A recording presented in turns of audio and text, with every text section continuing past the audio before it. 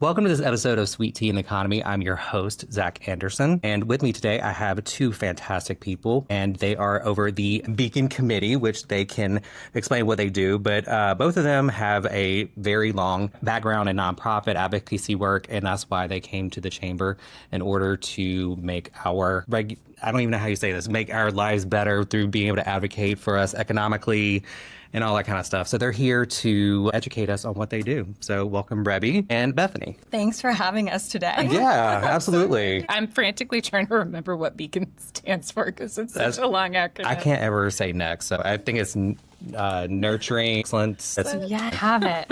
Okay, we can start with that. Yeah. So what does Beacon mean? I should have it memorized and I don't. So the Beacon Committee stands for Business Equity and Advocacy Committee of the Carolinas, and we have been part of this committee to really help champion the interests of LGBTQ businesses and professionals across all levels of government. We serve as the voice for LGBTQ business across the Carolinas, advocating for inclusive policies and really helping foster relationships inside of government affairs, as well as business leaders and social justice organizations. Everything that and having. Yeah, I think, one thing that I would add is on the surface, I think sometimes have a very, folks have a very specific idea of what both policy and advocacy, economic work, and businesses means. And, I tell this to folks all the time because my background is in, nonprofit work, and Rebby does a lot of nonprofit work as well. And nonprofits are businesses. They just have a different tax filing, right? You're still a system and an institution that deals in funding and resources and allocation of those resources. And so we're absolutely advocate for all members of the chamber. So small business, large corporate, nonprofit, philanthropies. We've got a couple of those in the chamber. So we're also advocating for their work as well, right? Because everybody has an element in making our economy work and go smoothly and benefit all Carolinians. When the other thing is that when I think people think of the economy, they think, it's specifically in terms of revenue in, revenue out, things that a lot of us struggle to understand. But I think we take a very intersectional, holistic perspective of what the economy means. And so sometimes we do tackle policies that people would say, well, wait a minute, how's that affect a business? Well, if it affects North Carolinians, if it's affecting people's, opportunities for transit or even just like living their affirming lives, that impacts their ability to contribute to our overall economy. That's important. That does fall under the chamber purview. So I would just throw that in there as well. Like, what do we mean by those terms? Sure. Do you ever use the, not the analogy, but the landmark HB2? It's when that happened, What was it, 10 years ago now? Almost 10 years ago? 2016. Wasn't it PayPal that was supposed to come here, and then that was like $4.8 billion that North Carolina. We lost over $4.6 billion in revenue for the state because of that law. And it also, when we think about who has the voice at those tables, because we also want to think about folks on the ground and small businesses, so that we're not only talking about Apple and PayPal and the NBA when we think about leveraging dollars to the state, but also who the folks that eat here, raise their kids here, and pay taxes in the state. Yeah. And it's interesting because a lot of, healthcare bans, a lot of attacks on identity, even reproductive rights bans that are going on in certain states in the South outside of North Carolina, because North Carolina was a little bit delayed in some of the bills that were proposed that, are quite restrictive. North Carolina was sort of seen as a sanctuary state in the last 2 years. And so we saw an influx of people. And now that North Carolina is unfortunately jumping on the bandwagon of filing a lot of those bills here as well, we're seeing people desperately trying to leave. And so when you think about residential dollars, people filing for residency here, people, that 4.6 in 2016 that was lost, a lot of that had to do with lost entertainment industry dollars. There were major multi-million-dollar conferences that refused to hold, multi-state. There were actually state governments, other state governments that put North Carolina on a state government funding travel ban. So like if you, for example, worked for the state of whatever, and you were supposed to fly here on business, you could not use those business dollars to come here. So it is so much farther reaching than just the legislative language lays out. And that's why we have to take a very broad approach when we're thinking about how to support people, how to encourage folks to advocate, when and how they should use the power of their structure, even if they can, to stand up. It can be quite complicated. Okay.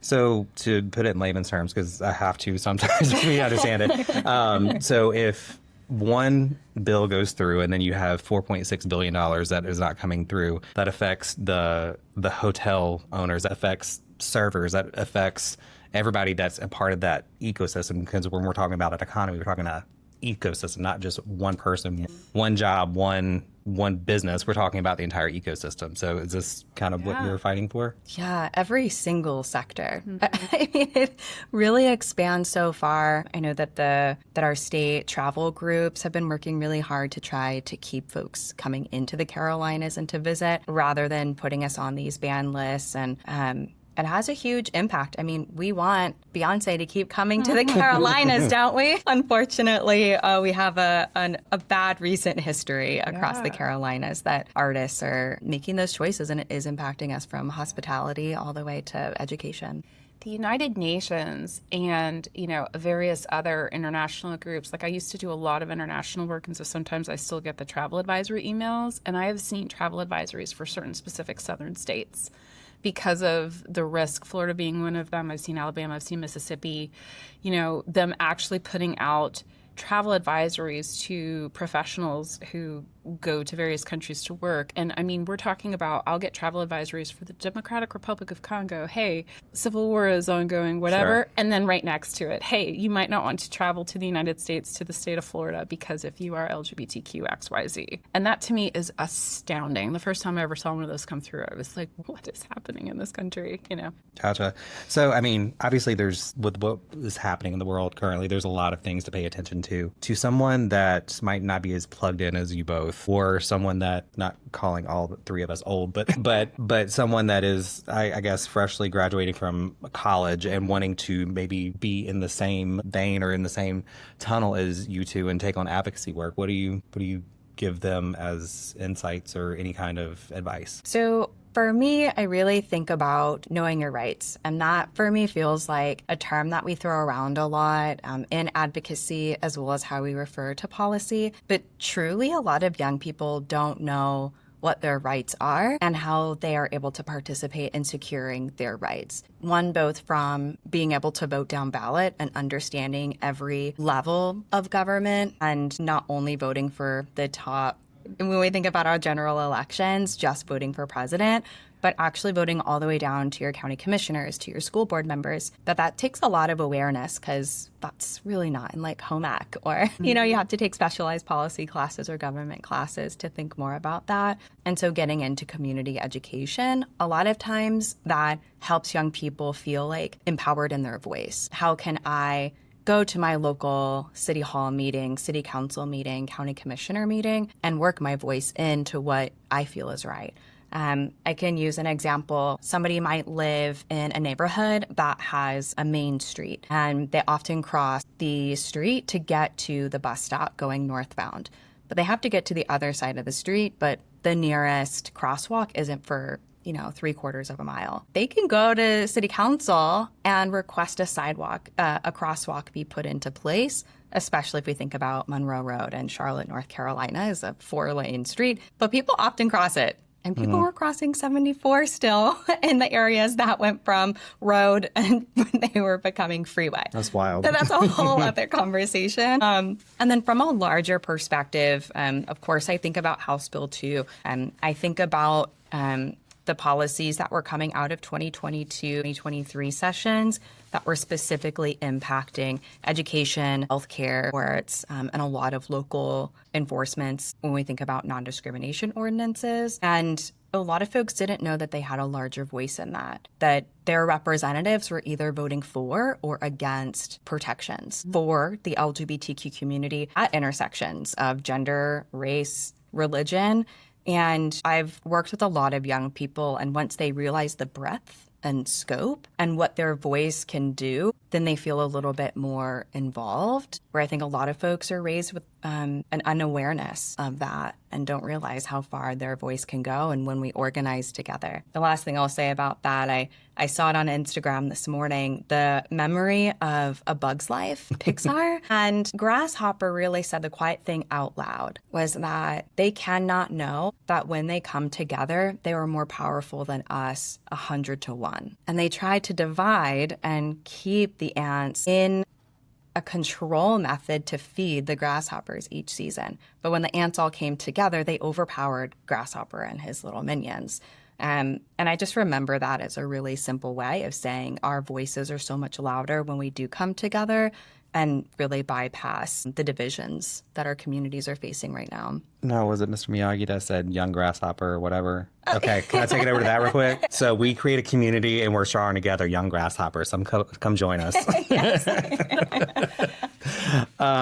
So talking about what, going over to what Rebby was referring to, educating yourself. I mean, obviously the first step, get registered to vote, but being able to go to get resources or information that you know is credible, or where do you start? Where do you? My gosh. So I think I'm probably the oldest at the table. So I am very pre-AI. Everything that I've ever done, like I was the last, well, we won't even go there. Like, I've taken major exams, paper and pencil version, like that are now fully automated. So I would just kind of caution people and kind of picking off back up, of the question that was posed to Rebby. Some of the advice that I would give folks would be to do your due diligence. I think that especially when you are first starting out in P&A and we're all policy and advocacy, we're all products of the culture and the context in which we were raised, right? And too often, almost always, the burden of dismantling patriarchal, racist, homophobic, transphobic systems falls on the backs of the people that are being affected, right?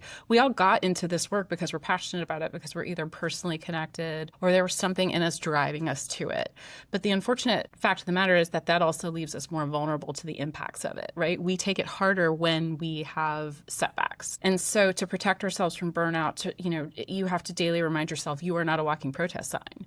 Your life is not solely dedicated to the greater cause, right? And so there are going to be some people who go into policy and advocacy as their full-time work, and some people who just do it on a volunteer basis, and some people who just make it baked into their daily lives, like going and speaking on behalf of the neighborhood, or speaking up for a neighbor, or supporting someone who's undocumented and knowing their rights. And those kind of daily actions can really mount up. But the question around good information versus bad is, I've seen the evolution of how people get information, and it is the wildest time right now, right? Because people can post photos from 2 years ago and claim it's from this, and things that are going on. And so my general advice across the board is to really go back to the original sources, right? Select your sources of information carefully. Try not to rely on social media. Try not to digest only from AI. AI has its place. I know we've had our differences and our thoughts around AI. The reason I don't like AI for sources of, immutable, this is just the gold standard of information, is because it digests a lot of things out on the internet, and that can also include misinformation. And so, even something as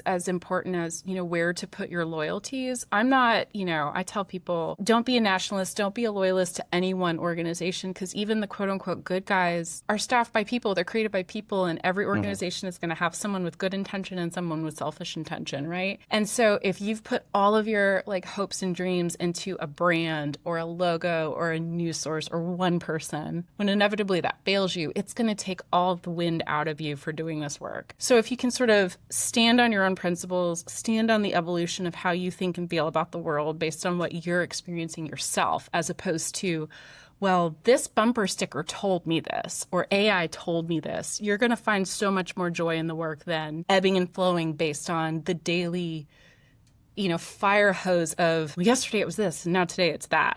Because systems are created by people, right? All of them. The good nonprofits, the good philanthropies, the good, there's organizations out there that I've led for many years. And then inevitably when they have setbacks or when they have policy changes and you're like, whoa, I don't agree with that, you take it personally. And the way to avoid that is to stop anthropomorphizing. Break down that word, please. Yeah, like stop giving hearts and souls to organizations. Sorry, Bethany is very, very well educated. You can go on our LinkedIn and see that. We want to stop giving a heart and a soul to things that don't deserve it. If you're not a living, breathing thing with a heartbeat, brands, logos, government, none of these things deserve our staunch loyalty.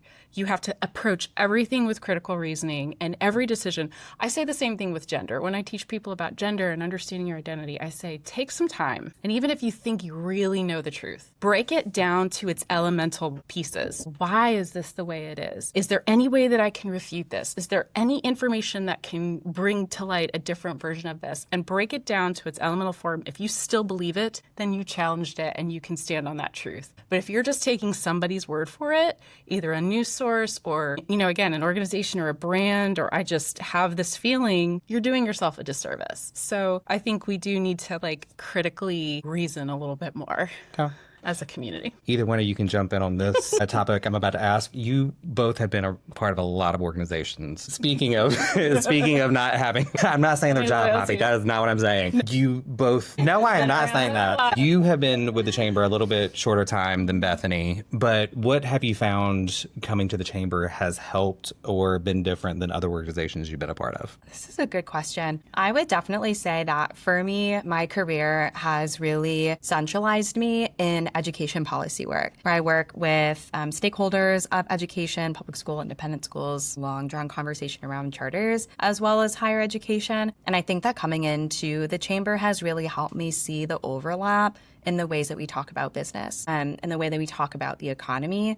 And certainly public schools are a massive part of the economy and are now facing tremendous budget cuts from a state level, but also negative impacts from the federal government and current administration as a direct lashback for inclusivity work that's happening at the local level. And unfortunately, our students are at the brunt of that, who are going to be the most impacted. And so that also helps me draw ties back to healthcare, back to tariffs and the impacts to local small businesses. Sure.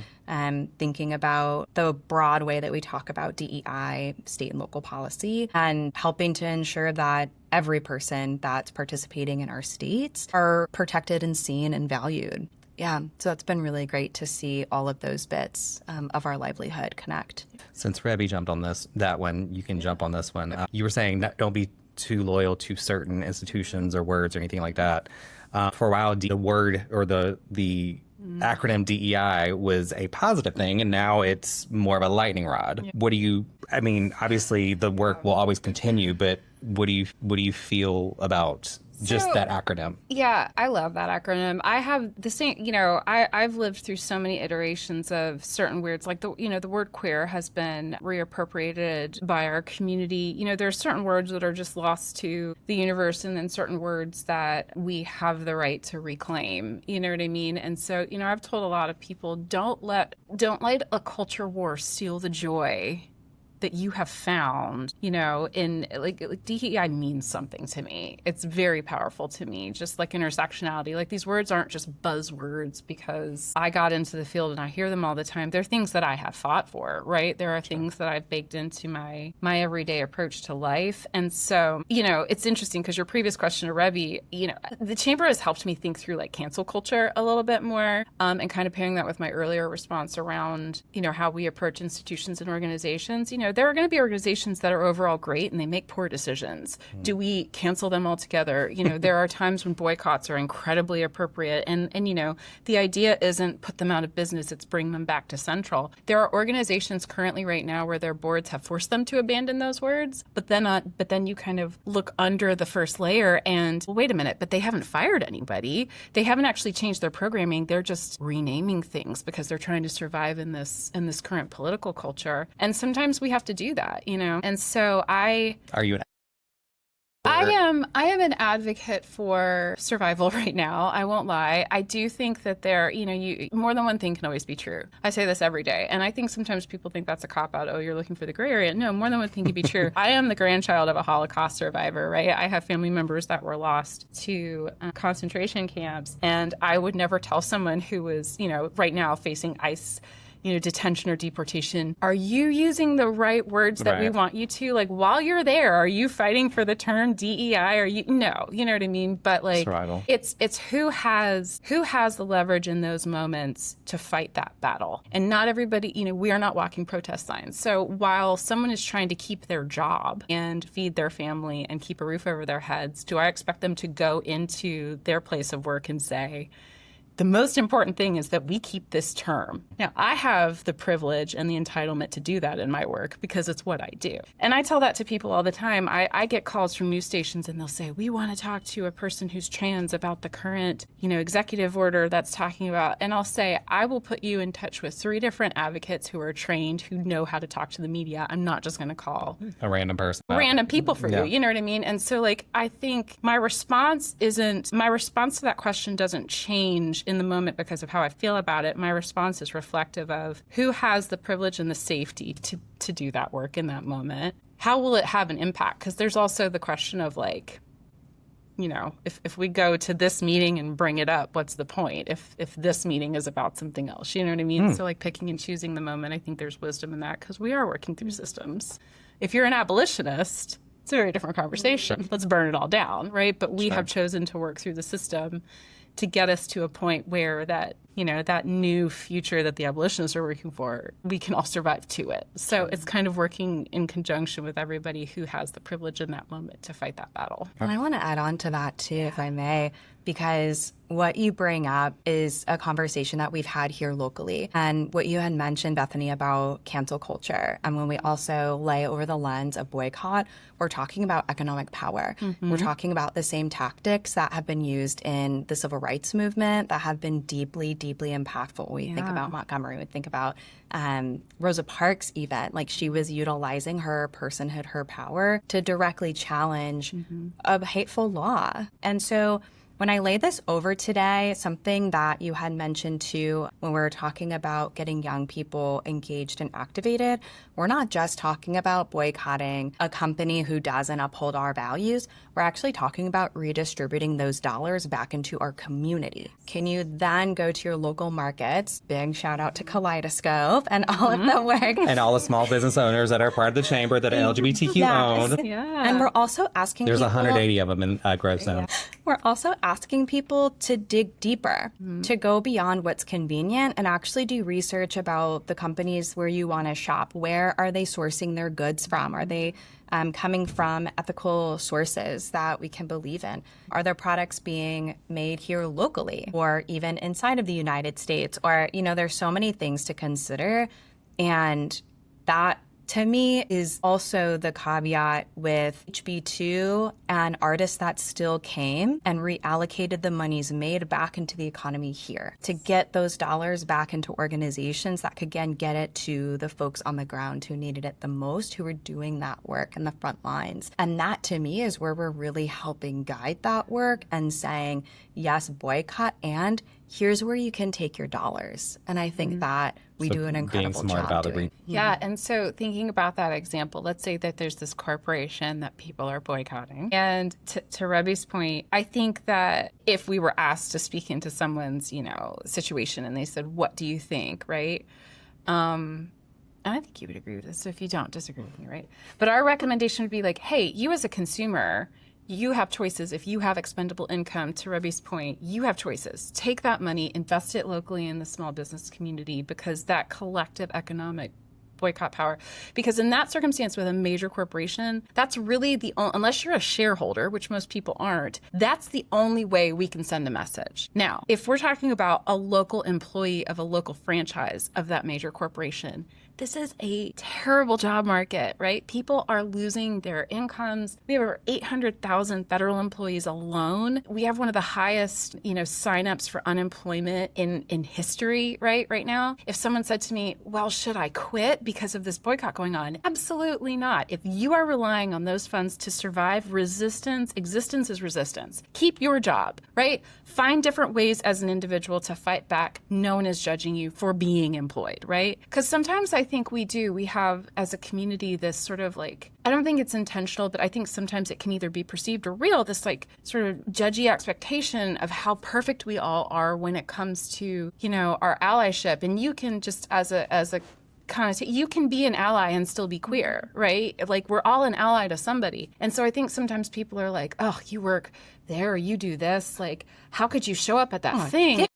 Get those benefits, get that HRT, absolutely. Yes, get all of that. And so the point is like no one person's policy and advocacy journey will be the same as someone else's. And that's the point. It takes all of the ways that we can contribute to send those messages. But like, I'm sorry, we're not living in a queer bubble. I can't tell you like a neighborhood in a city that is predominantly queer and every organization is representatively owned and operated and all of our policies. There's no utopia. So we have to find a way to exist in this world and exist well, thrive, right? But then find a different way to fight back. It doesn't make you a bad person, a bad queer person. It doesn't make you a bad ally. But if you have a choice and you're not fighting back out of convenience, that's a different conversation. I'm still not going to judge you, but if you ask me my opinion, I'd say, well, I would maybe, again, take your critical thinking resources and maybe there are options that you're just not taking out of convenience. So that's a different argument. So I want to switch the conversation slightly. And you were talking about we don't live in a perfect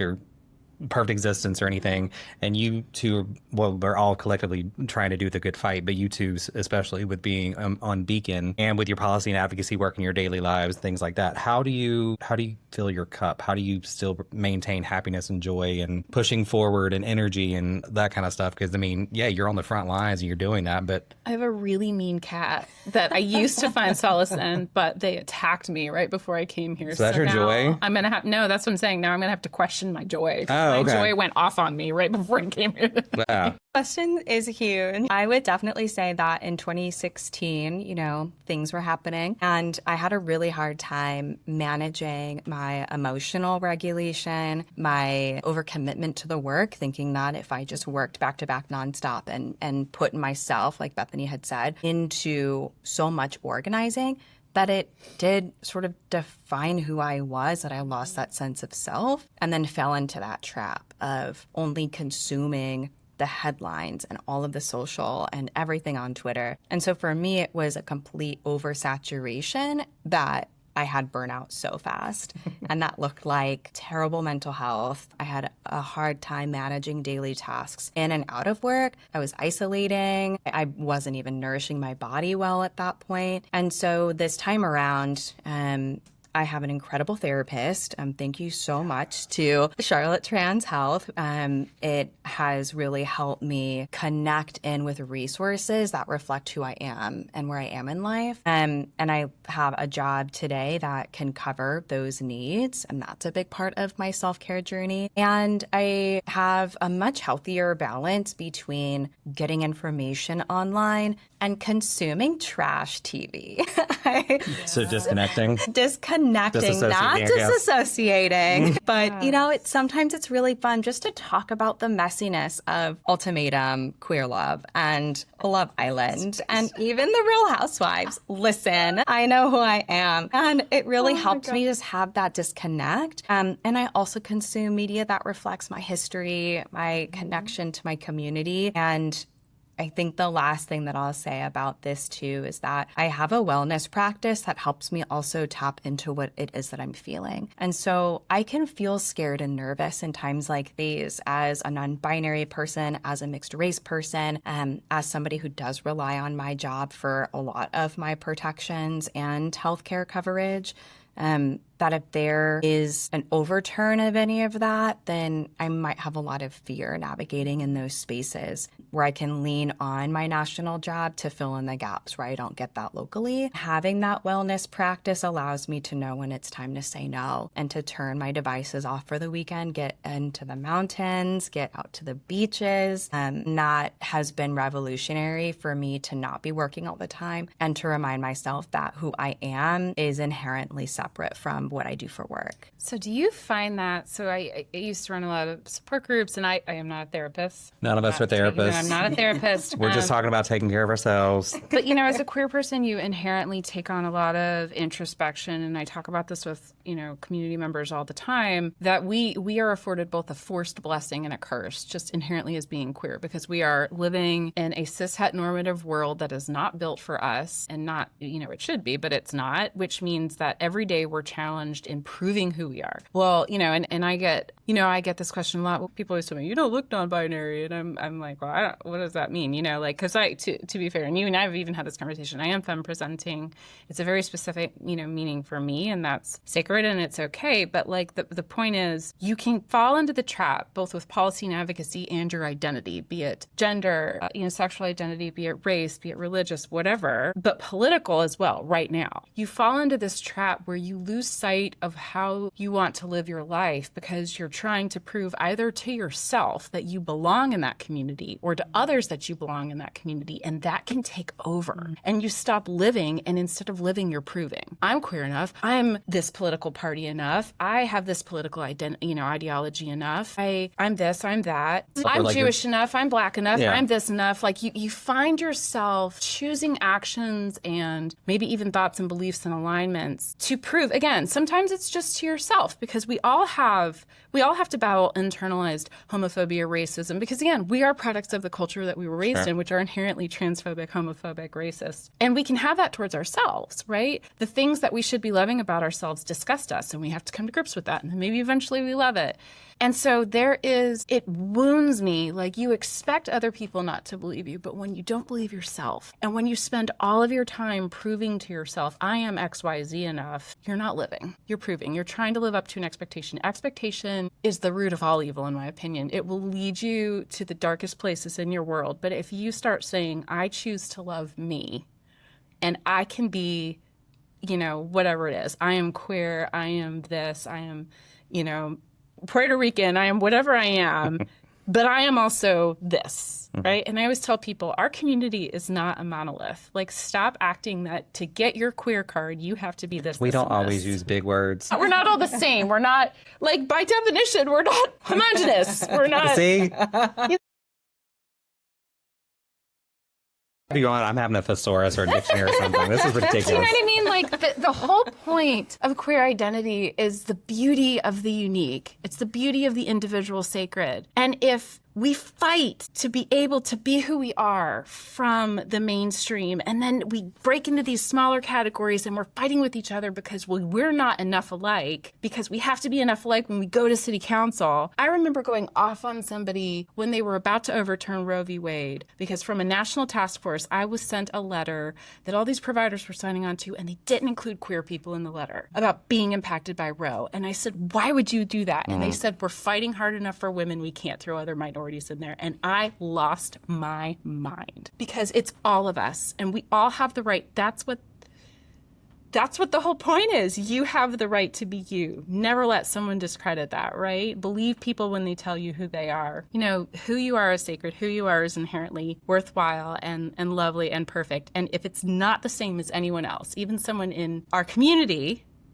so be it. That's cool. There's only one of you, and we need you. You know what I mean? So I don't know that that's how I fill up my cup, but sometimes when I'm losing the fire, that's how I get it back. So. And I have a very abusive cat. Yeah, that looks terrible. So to wrap up, there's been some really good insights that both Rebby and Bethany have shared. I do like the grasshopper reference as far as being together. I think that togetherness, that's a good analogy or representation of being a part of the chamber, no matter the committee, no matter what we're doing. We are a family. We love and fight like family too.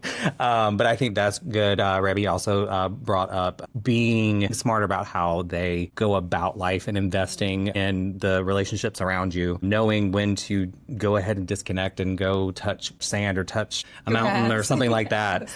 Or an abusive cat. I don't suggest that. But I don't yuck yum. So if that's your yum, then by all means. But I just want to call that to attention. Just being able to, investing it can be a financial term, it could be anything, but investing and making sure that you are doing what is necessary in order for us to survive and be able to be here tomorrow. So, that's what it's all about, no matter what race, religion, ethnicity, sexual orientation, or gender. It's no right way to be you. No. So I appreciate you both for this conversation. I could have this for a long time, but I think that battery's about to die. So. Thank you so much. This was great. Thank you so much for joining us on this edition of Sweet Tea and Economy. I am Zach Anderson, your co-host, and this is Rebby Kern and Bethany Corrigan with the Beacon Committee, and we will see you in the next episode.